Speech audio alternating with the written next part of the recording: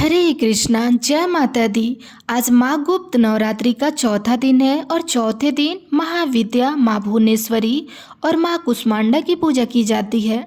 तो आज की इस वीडियो में आप सुनेंगे माँ भुवनेश्वरी की संपूर्ण कथा। माँ भुवनेश्वरी 10 महाविद्याओं में चतुर्थ रूप विद्या मानी जाती है। माँ भुवनेश्वरी को तीनों लोकों की ईश्वरी माना जाता है। माँ भुवनेश्वरी साक्षात पूरे संसार को धारण करती है और इसका पालन पोषण भी करती है। माँ भुवनेश्वरी को जगत माता और जगत धात्री के नाम से भी जाना जाता है। माँ भुवनेश्वरी आकाश, वायु, पृथ्वी, अग्नि और जल का निर्माण करती है। शास्त्रों में माँ भुवनेश्वरी को मूल प्राकृतिक कहते हैं। शास्त्रों में वर्णन मिलता है कि माँ भुवनेश्वरी भगवान शिव के वाम भाग में सदैव विराजमान रहती है और इनकी पूजा करने से अपार ऐश्वर्य की प्राप्ति होती है। जीवन की सभी समस्याएं दूर हो जाती हैं। माँ भुवनेश्वरी की पूजा करने वाले भक्तों की सभी मनोकामनाएं बहुत शीघ्र पूर्ण हो जाती है। माँ भुवनेश्वरी को शक्ति और सृष्टि कर्म में महालक्ष्मी रूप माना जाता है। आदि शक्ति भगवती माँ भुवनेश्वरी भगवान शिव की सभी लीलाओं में उनकी सहचरी है, सदा उनके साथ साथ रहती हैं।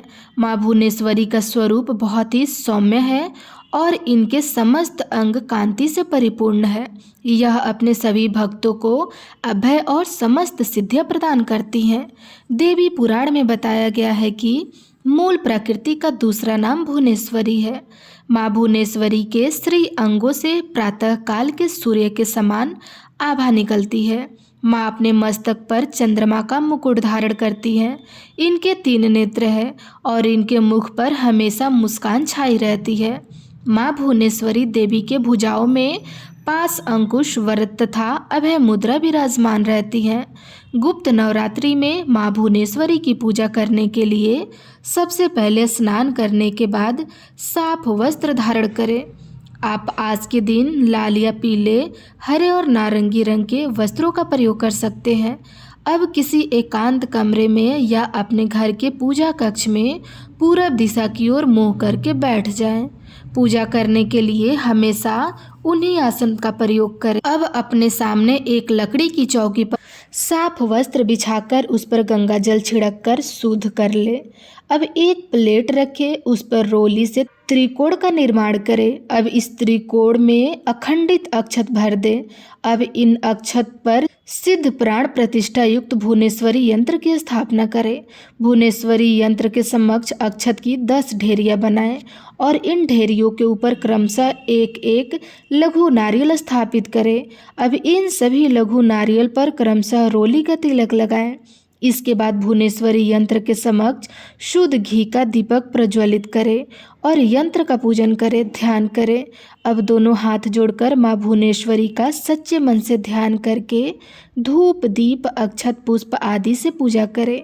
फिर भुवनेश्वरी महाविद्या मंत्र का जाप करें। आप ओम देवी भुवनेश्वरी नमः इस मंत्र का जाप कर सकते हैं। मंत्र का जाप हमेशा सफ़ेद हकीक की माला से ही करनी चाहिए।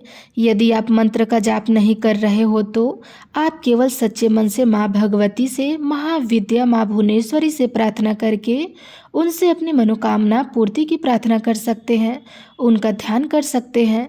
अगर आप चाहें तो माँ भुवनेश्वरी की पूजा किसी शिव मंदिर में जाकर भी कर सकते हैं। इसके लिए सबसे पहले किसी भी शिव मंदिर में जाकर 100 उपचार द्वारा माँ भगवती भुवनेश्वरी का पूजा कर। अब गाय के घी में दीपक जलाएं, कपूर जलाकर धूप दीप जलाएं। माँ भुवनेश्वरी को सफ़ेद पुष्प, चंदन, अक्षत और इत्र अर्पित करें। दूध और शहद अर्पित करें। साथ ही माँ भुवनेश्वरी को मावे या मावे से बनी मिठाई का भोग लगाएं। इसके बाद आप ओम श्री भुवनेश्वरी नमः मंत्र का 108 बार जाप करें। माँ भुवनेश्वरी की पूजा संपन्न करने के बाद माँ को चढ़ाए गए भोग को किसी भी सुहागिन महिलाओं को आप दे सकते हैं और अगर ऐसा करना संभव ना हो तो आप माँ पार्वती जी के चरणों में भी इस प्रसाद को अर्पित कर सकते हैं। यदि आप ऐश्वर्य प्राप्त करना चाहते हैं तो माँ भुवनेश्वरी पर रात रानी का इत्र अर्पित करें। पारिवारिक समस्याओं को दूर करने के लिए माँ भुवनेश्वरी को 12 सफ़ेद पुष्प अर्पित करें। यदि आपकी कोई विशेष मनोकामना है, उसकी पूर्ति आप चाहते हो, तो माँ भुवनेश्वरी पर चढ़े हुए अक्षत को आप अपने घर में किसी सुरक्षित जगह पर छुपा कर रख दें।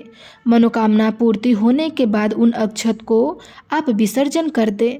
अब माँ भुवनेश्वरी की पूजा में कुछ बातों का भी ध्यान रखना बहुत जरूरी होता है। महाविद्या माँ भुवनेश्वरी की उपासना करने के लिए उपासक को सिद्ध प्राण प्रतिष्ठा भुवनेश्वरी यंत्र, सफ़ेद हकीक या रुद्राक्ष की माला, 10 लघु नारियल, यह 3 चीज़ें होना अति आवश्यक है।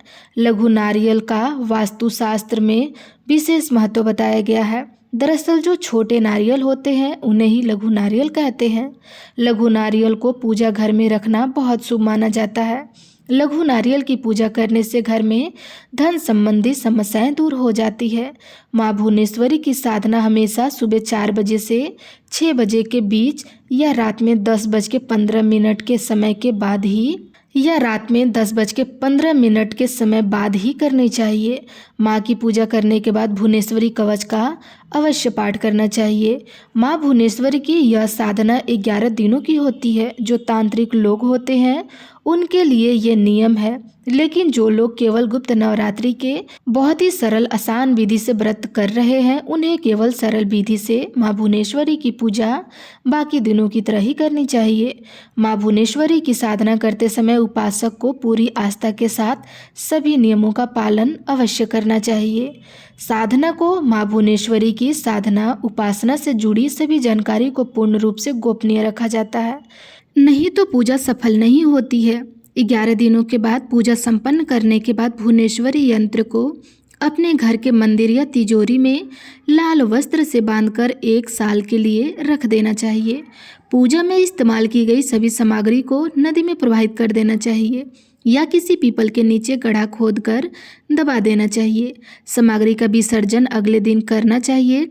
इस प्रकार माँ भुवनेश्वरी की पूजा करने से आपकी साधना पूर्ण हो जाती है और आपके ऊपर माँ भुवनेश्वरी की असीम कृपा सदैव बनी रहती है। माँ भुवनेश्वरी की साधना करने से मनुष्य को ज्ञान, धन, सम्मान और प्रतिष्ठा की प्राप्ति होती है।